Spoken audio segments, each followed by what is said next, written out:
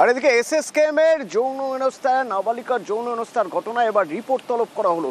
কিভাবে হাসপাতাল চত্বরে এ ধরনের ঘটনা ঘটে, কিভাবে একজন কন্ট্রাকচুয়াল কর্মী যাকে আগে বার করে দেওয়া হয়েছিল ইউনিফর্ম পরে হাসপাতাল চত্বরে ঢুকে এই ধরনের ঘটনা ঘটালো।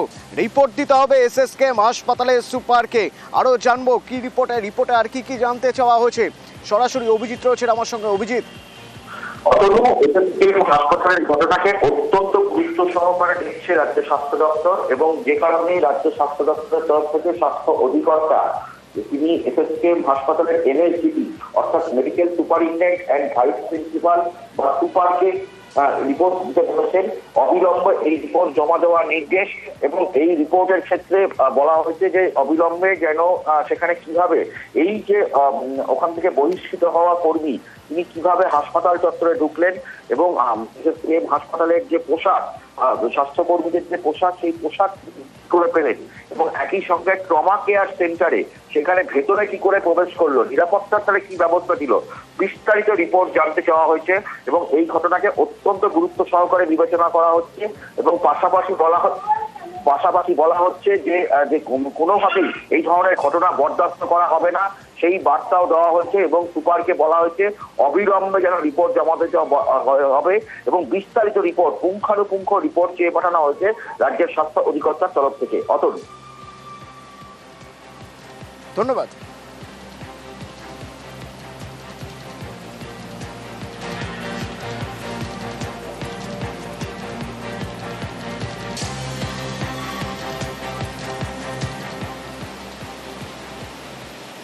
দক্ষিণ দমদমের বেদিয়াপাড়ার খবরে প্রথমে নজর রাখতে হবে। দুদিন হয়ে গিয়েছে সেই যে পেট্রোল জ্বালিয়ে পুড়িয়ে মারার চেষ্টা হয়েছিল, এখনো পর্যন্ত কারা করলো তাদের তো খুঁজেই পাওয়া যাচ্ছে না।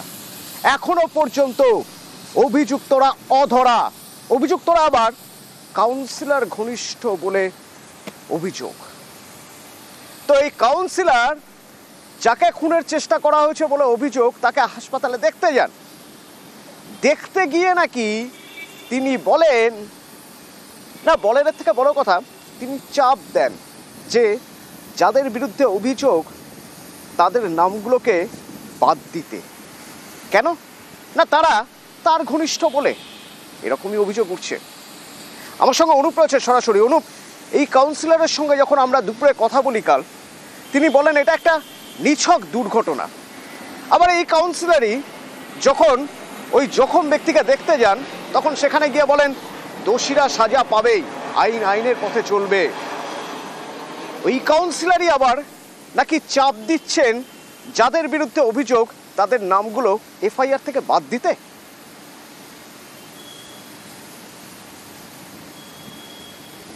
তার যে বক্তব্য, কাউন্সিলর তার বক্তব্যে কিন্তু একাধিক রকম কথোপকথন উঠে আসছে। প্রথমবার তিনি কিন্তু বলেছিলেন নিছকই দুর্ঘটনা শুধুমাত্র। তার পরবর্তী ক্ষেত্রে তিনি বলছেন তিনি হাসপাতালে যে আহত হয়ে রয়েছে রঞ্জিত কর্মকার, তাকে দেখতে গিয়েছিল। কিন্তু দেখতে যাওয়ার পরবর্তী ক্ষেত্রে বলা হচ্ছে যে সেখানে যারা অভিযুক্ত তাদেরকে কিন্তু বলা হচ্ছে যে গ্রেপ্তার করতে হবে। সেক্ষেত্রে কিন্তু এখানে যে তার যে বারবার যে ভোল বদল বা কথার বা পরিবর্তন, সেই বক্তব্যের পরিবর্তন নিয়ে কিন্তু একাধিক প্রশ্নচিহ্ন উঠছে। তার কারণ অভিযুক্তরা বলা হচ্ছে, পরিবারের পক্ষ থেকে অভিযোগ করা হচ্ছে যে গতকাল একবারে কাউন্সিলর মৃন্ময় দাস তিনি আরজিকর হাসপাতালে গিয়েছিলেন, নির্দিষ্ট টাইমের পরেই তিনি গিয়েছিলেন, এবং সেখানে গিয়ে কিন্তু রীতিমতো চাপ দিচ্ছেন বলে এমনটা পরিবার অভিযোগ করে।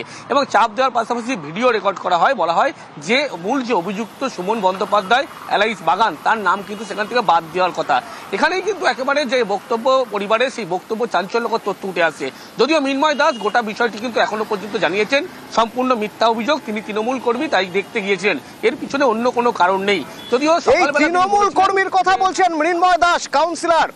অনুপ, এই মৃন্ময় দাস তার ব্যাকগ্রাউন্ড যদি আমরা চেক করতে যাই, তার ব্যাকগ্রাউন্ড সম্পর্কে এলাকার মানুষের কাছে যদি খোঁজ করতে যাই, তিনি আজ তৃণমূল কর্মীকে দেখতে গিয়েছেন। আর একটা সময় ছিল যখন এক তৃণমূল কর্মীকে তিনি এমন বেধড়ক পিটিয়েছিলেন, পরে নাকি তিনি বিজেপিতে যোগ দিয়েছিলেন। কে তিনি, কবেকার ঘটনা?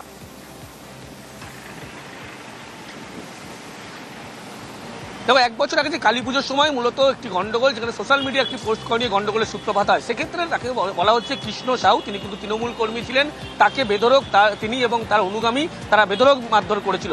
এরপরে 30 দিন তিনি আর্জিকর হাসপাতালে ভর্তি ছিলেন। পরবর্তী ক্ষেত্রে ভয়ে তিনি কিন্তু একেবারে সেই তৃণমূল ছেড়ে বিজেপি কর্মী হিসাবে বিজেপিতে যোগদান করে। কিন্তু এই যে প্রশ্ন উঠছে এই নতুন বারবরন্ত নয়, এর আগে থেকেও একাধিকবার এই গন্ডগোলের সূত্রপাত হয়েছিল।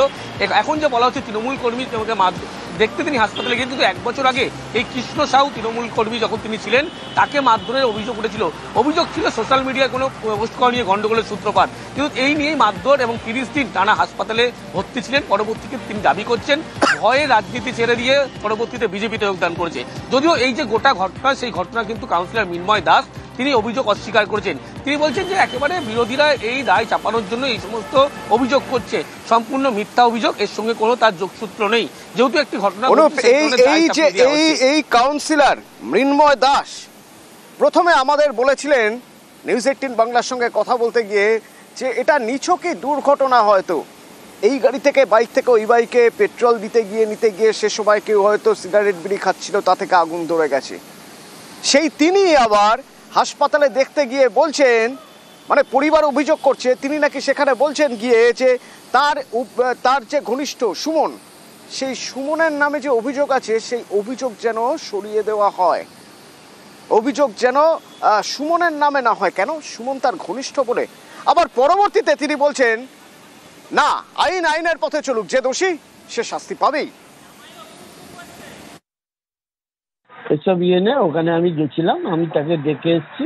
সে আমার পুরনো লোক, আমার সাথে কাজ করতো আগে, অনেক আগে, এবং সে আবার তার কাছে গেলে সে আবার বিবৃতি দিয়ে দেবে, আমার কথা বলবে যে আমি কেমন লোক বা আমি কারোর নাম তোলার জন্য তাকে বলেছি কিনা সে সম্পূর্ণ বলে। আমি কেন বলতে যাব?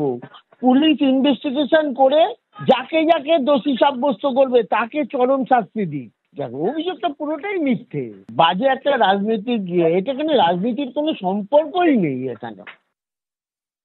এরা একসাথে সব পুজো করেছে, রাত্রিবেলা সব ভাসান দিয়ে ফেরার পথে বাইকের কার তেল শেষ হয়ে গেছে, এক বাইক থেকে আরেক বাইকে তেল ভরতে গিয়ে সব সিগারেট খাচ্ছিল, সবাই মদ্যপ অবস্থায় ছিল। তারপর ওই ছিটে গিয়ে তার পিঠে পেট্রোল হলে একটুখানি সিগারেটের ধোয়াতেই পেট্রোল লেগে যায়, তার পিঠটা পুড়ে গেছে। এটা অ্যাক্সিডেন্টলি ঘটে গেছে। কলোনির ছেলেরা সাধারণত সবাই তৃণমূলের ছত্রছায়ায় থাকে বা তৃণমূল সংগঠন করে। এই নিয়ে রাজনৈতিক রং কিছুজন লাগাবার চেষ্টা হচ্ছে, এখানে কোনো লাভ হবে না, এখানে কোনো রাজনৈতিক রং নেই। 6 ঘন্টার মধ্যে বয়ান বদলে গেল।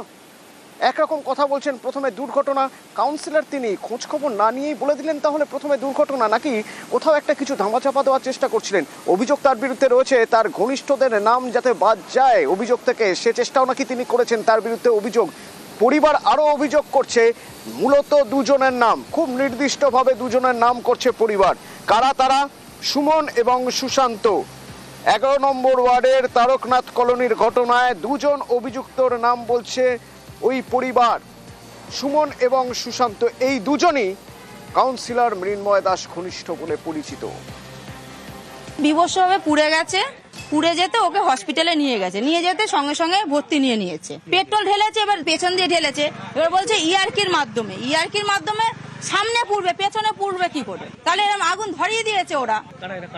সুমন ব্যানার্জি, সুশান্ত দাস আর সাগর, এরা পাড়ারই ছেলে, আমাদের পাড়ারই ছেলে। রাজনৈতিক তৃণমূলে সব। মৃন্ময় দাস কাউন্সিলর আমাদের বাড়িতে একবারও আসেনি জিজ্ঞাসা করতে যে পেশেন্টটা কেমন আছে বা কি হয়েছে না হয়েছে, কি করে হয়েছে, কিচ্ছু জিজ্ঞাসা করতে আসেনি।